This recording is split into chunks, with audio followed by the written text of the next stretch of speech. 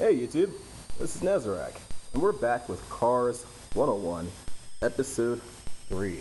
If you've missed Episode 1 or 2, or the introduction, if you want to see it for some weird reason, here should be 1, hey, Episode 1, here should be Episode 2, and here should be Episode 3. We're going to try and see if that works. Well, this is Episode 3, so 1 and 2. Okay, alright there, click it, you want it. No? No? 1 or 2? Either one? No? Okay, they're gonna go away. Alright, they're gone. Now, let's talk about, that hurt. That was weird. My ear twitched, like my eardrum popped in there. Anyway, let's talk about American cars versus world cars. Now, people may be thinking that, freaking weird ass kid. Okay, people may be thinking that American cars are awesome. Right now, yes, but we're still getting pretty much watered down crap from everywhere. Okay, the V6 that's in the Ford Mustang is an awesome V6. In the UK, they have a Jaguar with a V6 with twin turbos that gets 42 mpg. Okay, now that's a Jaguar versus a Mustang. I could understand that. But here in the States, we have the Volkswagen GTI. That Volkswagen GTI here in the States gets 28 miles per gallon highway. Over in the UK, 47. Same horsepower, same torque, a little bit stiffer ride, but 47 mpg on a GTI, okay, which is pretty damn good.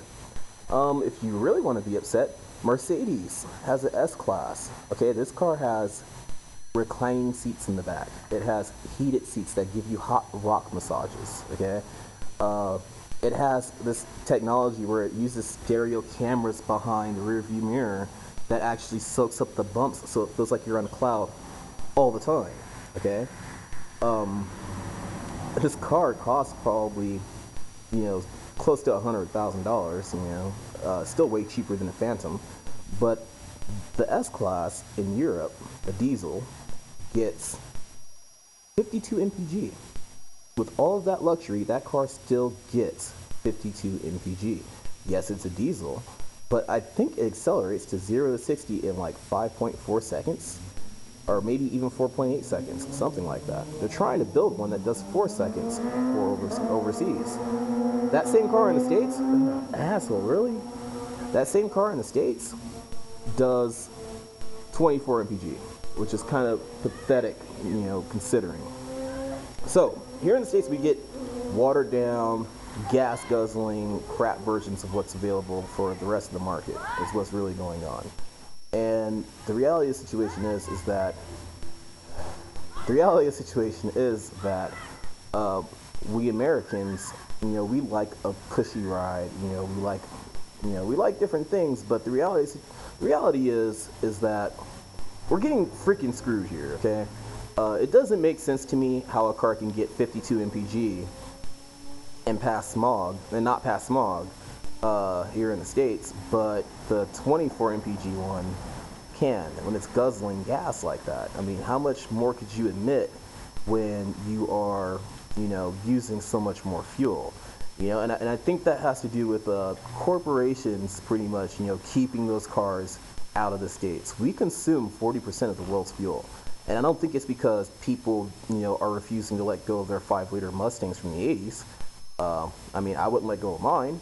But I mean, if I had the money to build my Mustang, guaranteed, if I could drive around in a car that gets 47 mpg, day to day, I would, So, I mean, we are getting screwed here, okay?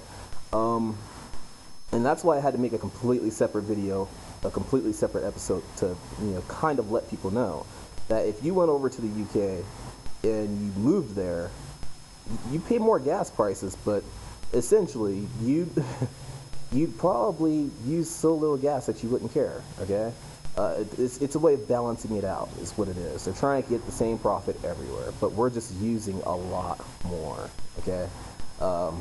In the States, I think if we were to use less gas prices would drop, okay? If we had cars that all got 47 mpg and had over 200 horsepower, gas prices would fall tremendously, okay? But that's not going to happen here because, you know, big corporation, Big C, has his fingers in our government's butthole. So that's not happening. Anyway, to give you guys a few more examples of how we're getting screwed over on this whole market, there's a twin turbo V6 Jag, like I told you about, gets 42 mpg. What else is there? There's a freaking a diesel hatchback. I forgot what it was, but it gets 52 mpg. I mean, which kind of is a testament to Mercedes for what they can do, get 52 mpg in a full-size car, you know? But I mean, I think they have another car over there that gets 82 mpg, and it's what you would expect from like a Scion IQ over here in the States. A small, compact car that has no other purpose besides to get you to point A to point B and use, you know, as little fuel as possible. But that car in the States will probably get 30 mpg, 38 mpg, like the Scion IQ. Anyway, this video is really just me bitching about that whole situation because, I mean, people aren't going to pay outrageous amounts for gas, you know, once they have those vehicles. When they see, you know, oh wow, you're really just trying to screw me over, they'll get maybe 1 or 2 gallons and then go on about their business because they don't have to pay that much gas. Here in the States, they're pretty much forcing us to pay that much gas, okay? They're forcing us to fill up our tanks by giving us vehicles with subpar fuel economy. So when Obama came out and said, oh, we're going to, you know, tighten up the regulations of fuel economy, there was a reason for it, okay? Because the rest of the world has this shit and we don't. We're supposed to be the greatest nation, okay? And we don't have this. Not trying to bring politics into cars, but it affects everything. Politics affects everything, okay?